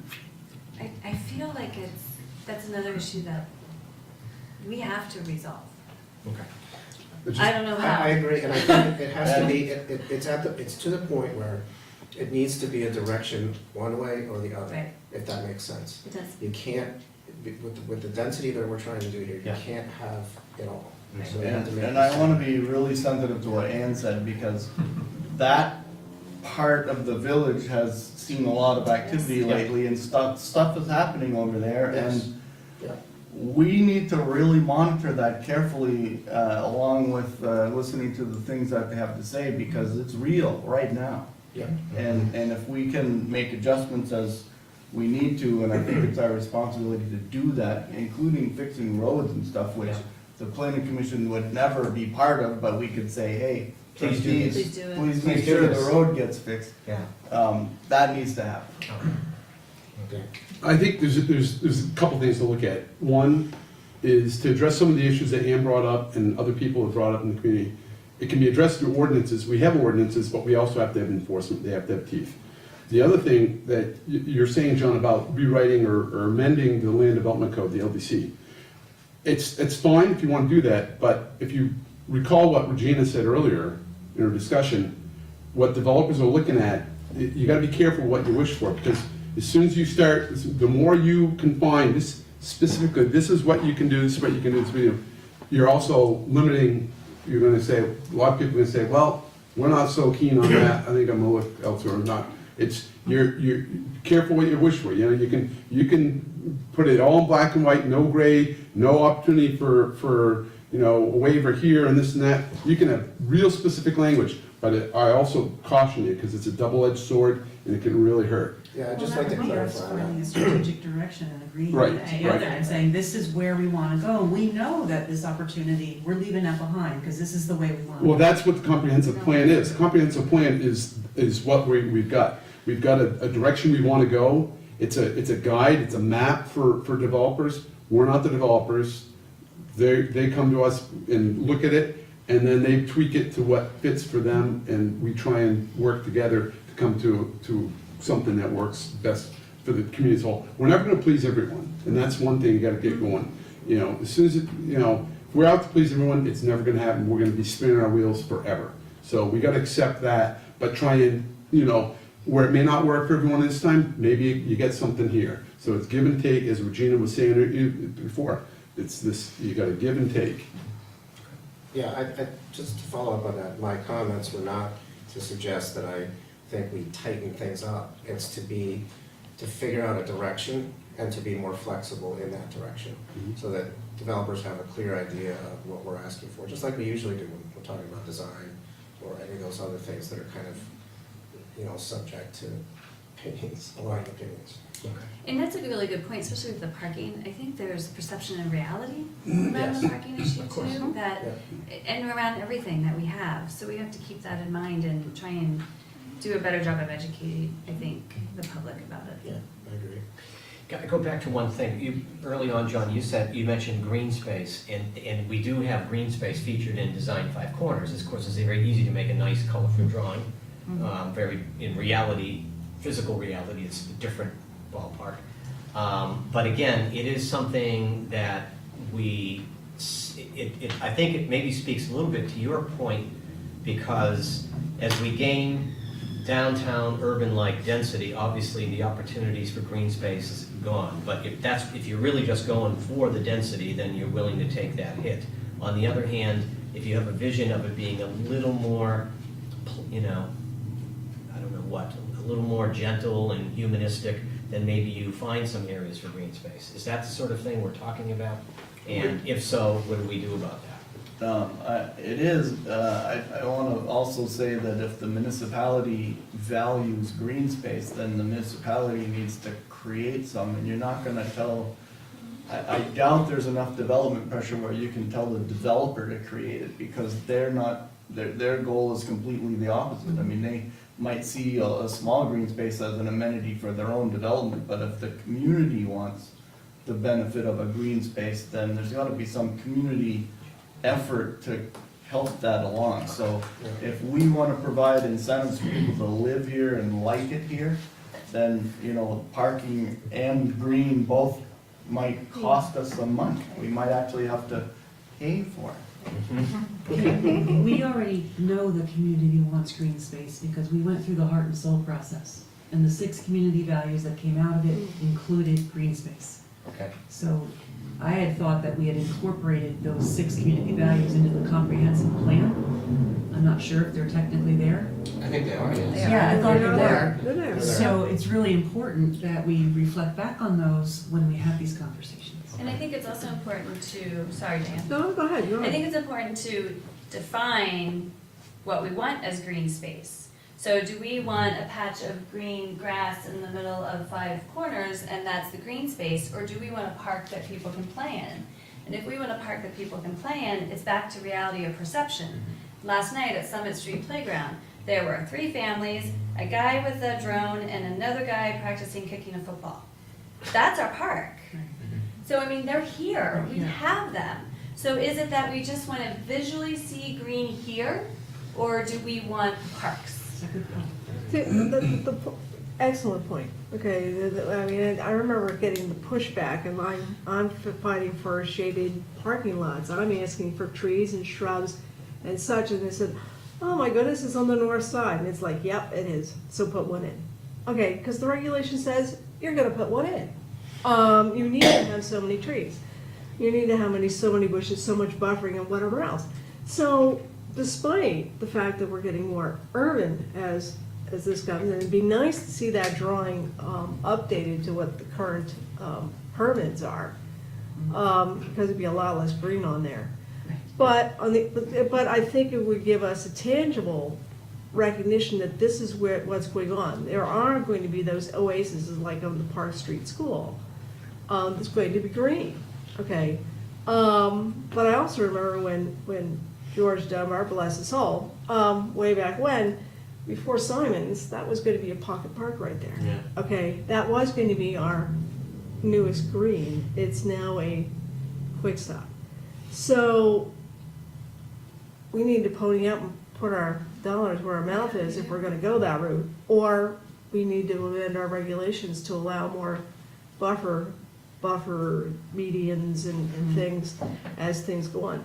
But as I look at this drawing here and know the plans that we've seen in concept, there's more emphasis being put on putting parking under buildings when it's possible. Groundwater being, of course, a hazard around here. So where that's happening, those buildings actually could have underground parking on them. Especially of course, that's not the concept for the meetings, have that long block there. But, you know, they have proposed putting parking under those buildings. Sorry, what was that? Their concept proposes putting Yes, yes. parking it does. under the buildings. Absolutely. So there isn't so much asphalt on wide expanses of asphalt, it actually is. Part of the parking regulations right now say that massive parking lot in the back would have to have green space in it, which is not shown. And so if we said that regulation we have needs to be applied. Is that then saying we are definitely turning design 5 corners into now 4 corners? Because I know it's something we've talked about the trustees that we don't all have consensus on at this point. Just give me 1 second, Dan. I go back to something that Regina said, which is that you want to have, the way I see this, it's a conceptual, strategic plan, idea of what we want developers to build to. Obviously, we can't say this is exactly what's going to happen. The deal with pedestrianizing Main Street is that, in that case, we're the builder. And it's up to, no builder's gonna make that happen. If someone wants to make that happen, then we're the contractor that's gonna make that happen. We can look at look at the other buildings on Park Street and Maple Street and say, here's the general idea, and they can kind of more or less hit that. But the only one that's gonna hit the Main Street deal is us. Yeah, I totally understand. So it's up to us. I understand being on the road. My question though is, if we put it in the comprehensive plan, are we committing to making that happen? Because I just want to be very cognizant of the message that's going to send to the rest of our community. I don't think the concept is anywhere near ready to be put in any plan. But isn't that what's being talked about right now? Is That's putting not that? on there. Well, that's in It's design. design 5 corners. Okay, The kitchen. I see what you're saying, but that is such a massive change to the village center that I would expect we would have a lot of conversation around it before Yeah, authorizing of that course. particular project to be put in. But it's conceptual, but that's See, the purpose it's serving, is a concept of causing and creating the conversation of this is something we would like to do. All right, so when I said I wanted to Sorry. take this, and I wasn't being that literal. That's what I wanted to Not being that literal. Dan had his hand up, Dan had his hand up. I mean, go back to what Regina said, another thing, and John's brought it up too. When you were talking about, putting in these projects, doing these projects, the developer's looking at the cost. So when we talk, and I appreciate what you're saying, Diane, underground parking. Parking, we all know, comes at a great expense, huge money. So then, where does that cost recovered? You think they do it out of the goodness of their heart? Are we refunding that? I mean, obviously, if it's private property, do the taxpayers want to pay for, public or a private entity or a private group, to help them for this? I mean, I don't know. There's many ways. Regina brought up a TIF, and I don't know about if we could get a TIF, approval for that. For a parking garage somewhere within the village center, we have a very small village, and relatively speaking, for the size of the community, or you look at Montpelier or St. Albans. St. Albans is a TIF, and they've got a beautiful parking garage. But their downtown is 10 times the size of the village here. They got a park that's massive. Well, maybe not 10 times, the village center, George. I'm talking the village center, there's at least 5 times the size. They've got a park in front of their city hall that's It's huge. huge, bigger than Burlington's city hall park. So it's just different. We're constrained by a lot of things. And I just look at it and say, we gotta look at how much money people are willing to get and put into these things. I mean, And we also have to look at who would use a parking garage, It Right. goes back to the idea of the reason people think there's no parking is because they can't park right in front of McGillicuddy's. exactly. But they could Exactly. park across the street from They don't McGillicuddy's want. and But they don't want but to. they don't want to. So Yeah. we build a Exactly parking garage No one would It come. helps one half, but doesn't help the other half, you know? Well, I think if we did do a solution like that we would have to also improve the signage and the street painting and everything, just to make it really clear that this is not for you to park in, you need to go over there, and we would have to up our game and enforce it. Yes, very much. Well, so. that's the other, getting back to the ordinance, we need to enforce things.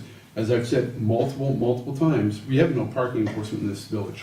And there's a guy that parks his real estate, truck over on Railwood Street every summer, and I guarantee it'll be there with his big face on it, parked there, and it stays there for days on end, it doesn't move. It's working. And when it's done in front of, on Railroad Avenue, and we have limited parking, we get the train coming, people using long-term parking, those businesses suffer. They want those parking spaces turned over. Right. So, I don't know, if we really might wanna look into enforcement. There's also, now maybe I'm speaking as a resident, but, there's a cost to all this. Yes. And, the parking and the parks and okay, so does everybody understand? This is all gonna cost money. Right. And it's not free, it's coming from you guys, so a lot of education, a lot of, everybody wants all the amenities, but they don't always wanna pay for it, And that includes enforcement as well, unfortunately. Yeah, it does. You need a Justin? I think the conversation tonight has been great. Yeah. Particularly on the parking and the housing. But it's clear to me that we don't know what the parking and housing situation is. Yeah. We don't know what we want. Yeah.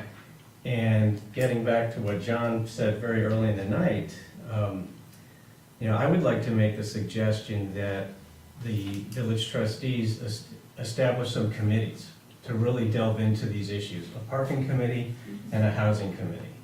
And both committees would be charged with, really collecting all the data, trying to understand what the situation is, perhaps doing some surveys of the people who live in the community, and then coming up with some goals and objectives and an action plan on how we should address these two issues. Because until we have a group of people really looking into this issue, we're just gonna keep talking and throwing out ideas and debating Yep. things, and Great. So Good Joe, point. Very good I point. think that's a great idea. What I really would like to see is our timelines. We need to set times when these Right. things need to be complete. Mhm. Mainly because, first of all, you have to set the goal, otherwise it's never gonna get done, The second thing is, we're at a point now where we probably should have done this a couple of years ago, because we're right in the middle of some of the rest of the village center being developed. And we need some good guidelines and numbers to go by when we're making these decisions. yeah, we should have established a TIF about 3 years ago. Yep. You think so? Before all the growth occurred, Yes. because now we can't take advantage of the increment in the taxes. There's still opportunity there. Oh, there's still plenty of opportunity, Yeah. but it would have been nice if we did it a few years ago. In terms of the housing needs assessment though, that I know Regina, you had spoken about, the committee would be great to do that, especially if it could then, as Regina mentioned, some communities have an affordable housing committee, or it's a housing committee in general, and that could be the impetus for that. To expedite things, though, I believe VHFA does, for a fee, will do a housing needs assessment study, so if we want to try to get something Yeah. quicker, that Yeah, could Well, work. remember who More we have in our Collins community. came I didn't want to call it Right, out. yeah. I will. Someone said her name, right? Laura Collins. Yeah, Laura exactly. Yeah, She would help she with came in heartbeat. to talk to us, and she seemed, That's right. She was. she yeah, mentioned she that. was She excellent. She has talked about forming a housing committee in the village, and there are residents in the town who also want to form a housing committee. It would make really good sense to pursue that. Yeah. Would it be untoward of us to say that maybe this housing thing should really be a town-wide thing? I agree. Okay, as opposed to us just doing it on ourselves, because quite frankly, it's a community-wide thing. It isn't just We're just a small, zone yes. within a larger town, so we need, the needs in this VC zone are gonna be very different from the needs out in the town or out in Fairview Farms, and like, it's very different. I would think that we'd wanna look at all of that, Diana. Because, what's going on in the town, quite frankly, does impact what's going on here. Absolutely. Okay, especially out the Susie Wilson Road, senior housing out there is definitely impacting, the comings and goings. People are there, they are coming into our village to use our commercial area. And, the bus he has people coming and going. Right. So, I mean, I just read discussion about possibly canceling the CTA bus down to Williston. And I'm kind of going, you're gonna do what? No, it was a discussion to do it because the ridership isn't there. But yet that's a large commercial area that, quite frankly, with the urban density we got, you're gonna have people going there for those things that are available there, unless we have them here or they're up in Essex Center. So maybe we should be talking about how housing is happening and how we're creating that here jointly. And I think it's also important now that the school is one, that we engage the school system in that conversation as well, because to your point, we have people moving in for the schools, we're no longer separate. So let's work together, including the school, to say, how can we make sure families are able to get into this community? Okay. I don't want to keep everyone here later than you all work today, and I think this was an excellent meeting. We probably need to do this more often. But I'd like to maybe kind of wrap it up. What do you think, Dave? Unless there's any more questions from anybody, or? No? Good? Well, I would just be curious, I wouldn't want to waste the opportunity for the planning commission to ask us stuff. Yes. Do you have questions? Do you need us to change some policies? Do you need things to happen? And is there confusion about like our goals versus your goals? Are we not sharing? What do you need from us? What can we do to help you do your jobs? Wow. No. I mean, we've had some challenges, it's the development, right? Yeah. So, there's gonna be these situations that haven't come up for many, many years. So we're using what we have, and we're making our best call. And it's all great opportunities So- for us. Oh, these are all great problems to have. Yeah. Yeah, it's fantastic. I'll just say that the only hand slap we've gotten in 5 years is on height of buildings. Yeah. In the village. I was center. gonna bring that up, but that's a side. So, I know, you guys. aside from that, I guess, you're okay with what we're doing. Yeah. Oh, yes. Absolutely. We essentially are on, doing our job to enforce the rules and visions that the whole community has essentially through your election and your guidance. So, as long as we're not really hearing that much, I have to assume that it's. We've just been very busy, that's all. We talk But about that. certainly, sometimes we feel like we wish we knew what you were thinking, and I don't know that. Can you just Skype us in? Sure. Like, can you hold on, let me get to Well, that's it, when you say, I wonder what they're thinking, why do you wonder that? I mean, you probably don't really want to know. Well, no, What's the we do, circumstance because with that? let's say we're considering certain projects, and we've had quite a number of large projects in the village center especially, and they have been, I won't say too controversial, because in our opinion as a committee, and I'll speak for the whole committee, they generally are falling within what's been asked for in the land development code, Yeah. and Design 5 Corners. So I don't see them controversial on that side, but to some in the community, and certainly the people that are most immediately affected by it, it's a big change. Yeah. And so we kind of want to make sure that we are representing the community's overall interests on those things, on these things, so we're not feeling like we're, going in a direction that is uncomfortable, and we're gonna hear about it later. So as long as, we've kind of got the crowd behind us, I think we can hold on to the specific decisions that seem to be, desired in our regulations, and we just, so when you have a great idea, like, hey, Design 5 Corners, and we all are happy, and aren't we, it's just great to know that you were really behind a lot of these things. And so the chance to talk a little more and find out that, yeah, we are all headed in the direction that we have collectively envisioned is a good thing. Okay. Yeah, I think, not to contradict you at all, but I don't really think about what you guys think. You're I we serve at your pleasure. No, it's We're, good. we're, It's nice, you know, yes. the idea is to utilize the comprehensive plan and the LDC to make the best possible decision that we can, and that's sort of what, you know, what I've explained in meetings before, right? Yep. And so that's the goal.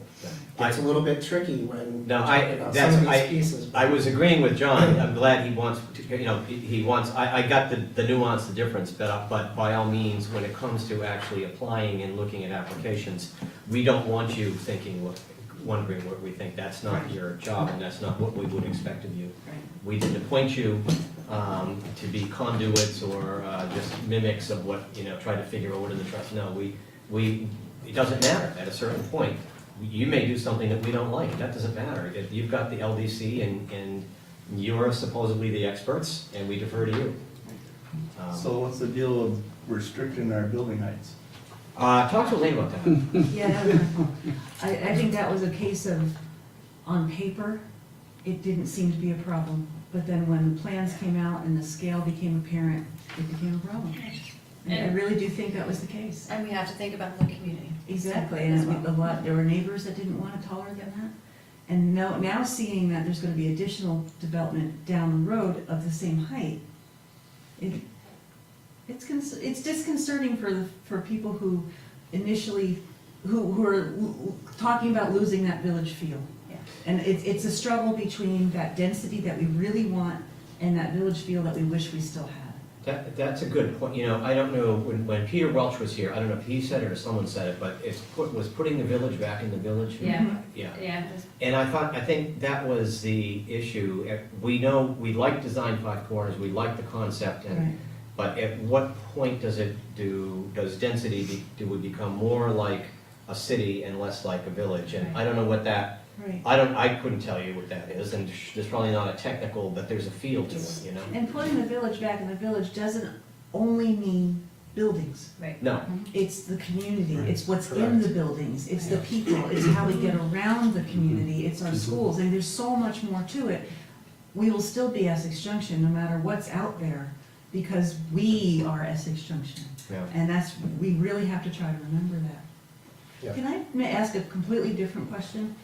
Do you guys have like a work plan for the summer, or are you like booked up with applications? Work plan? No. No. No. Because, so back when we were planning commission, in the summer especially, we would just sit down with the code and start doing stuff with it, like looking at it, what do we want to fix, what do we want to change? I'm wondering if that's on the agenda, and if it isn't, could I put a plug in for looking at accessory dwellings? And just look at the code that we have now, what are some ways that might, do we ease it, do we make it more clear, to make it really easy for our residents to do things to their homes, and then work with staff to make that make everyone aware of it, and say, hey, did you know that you can do this? Did you know that there's money? Did you know that this might work out better for you financially? And that would be the village's way of communicating to the general public that affordable housing is important to us, and here's an easy way to accomplish a little of it. It's a good idea. Robin, When we changed the code the last time, we made an accessory apartment an administrative. Nice, okay. So people come in, they meet the requirements of the code, they get the permit that day. And I've been seeing that, sorry. I read a lot of stuff about, cities and governing and that kind of thing. I'm seeing a lot of interest nationally regarding accessory apartments and tiny houses and, drop-in houses on backyards and stuff. Like, what are some innovative things that we might be able to do to our code to encourage people to really think about doing that? Well, we could put those terms in, because at the moment with our density requirements and so on, they can have a secondary unit, no more than 30% of the square footage of the existing. So if it's 10%, then that's okay. So there's a lot of different ways to look at it. I think it's more making it. getting creative and being, Right, making it clear. right, exactly. Make it understandable to the average resident. Right. The other aspect of this is all contingent, it's owner-occupied property, and when Dan Karen decides, okay, I'm 65, 70 years old, I've got an accessory apartment, and Robin Pierce lives in my accessory apartment. I'm gonna sell my house. The new homeowner isn't tied to the deal of keeping that way, so there'll be ebb and flow to the whole thing, and it's, the whole thing we talk about, all the stuff we're talking about, and Joe brought up, looking at things, it's, as we all know, it's dynamic, it's Right. moving, it's changing all the time, just as much as we look in the map and see it's constantly changing, so, you know, we try and predict what's gonna come in the future, and we try to do the best we can. No, I will, not to try to be, gadfly or anything, but I will say, to remind you that in the last push for infill housing, a lot of people in the village were not thrilled, okay? And in fact, the people at Park Terrace were calm compared to some of those individuals who didn't like having the infill housing. So our accessory apartment, I'll put that question out, is our accessory apartments or accessory parts of housing going to do that same infill effect that we heard from residents that they were unhappy with? When was that? I think it was, That was like 10, 15 years ago, maybe 20 years ago at this point in time. It was, well, we had it recently. No, it was more like 3 years ago. Yeah. yeah, well, we Yeah. had We had one. a couple of little Yeah, a couple of them. pockets. But the Yeah, big, I the big suspect that push there's a was lot was of people 15, 20 years who ago. buy houses in a single-family neighborhood want that single-family neighborhood to stay a single-family Yes. neighborhood, you know, Yeah. would be my guess, but. I Well, don't- there's a No, I balance think you're there, right, because yeah. it's one solution to affordable housing within a family. You know, it could be for seniors, it could be for, just graduating college students. I mean, there's a tension between what neighbors want and what's gonna work for me and my family, and it's my property, and it's my house, I should be able to do what I want with it. So I would like to explore the regulations, just make sure that they're doable, make them more clear, make the benefit clear, and then see what happens to the neighborhoods and who comes forward and whether those complaints arise and how we might address them. One thing we It might just be, feels like low-hanging fruit to me. Okay. one thing we might be able to do, Darby did it a couple of years ago, we could reprise it, is we take certain sections of the code, Yes, I remember she used to do that. post it, and we Yeah. did put the accessory apartment in, we could do that again, Yeah, we put yeah. a few of the others in. And we got some feedback, not a lot, Mhm. but it's a way to take the chunks out, and we try to make the language easy to read Yeah, as well. So we give the sense of what it says, but not the totality of what it says. you know who's really good at that is Sharon Kelly. Every time you read Front Porch Forum, she says, this project is happening on this street, and here's what they're doing, and here's what it means to your street, and it's just super clear. And if we could write something up about accessory apartments in that tone and that easy to understand, I think that might be helpful. And we might get like one additional accessory apartment out of it, but it's a low-cost attempt at making people aware of what their options are. Any further questions, comments? Everyone good? I want to thank, Regina, thank you for staying with us. Yeah. Very much appreciated, thank you. It's been a great talk. So I will hear a motion that we adjourn. We didn't open the meeting, we never had a motion to open it. Oh, we did? No, it's just a, it wasn't Work a session. work Then we session. will just Yeah. stop. You said the Thank pledge you. of allegiance. Second Joe's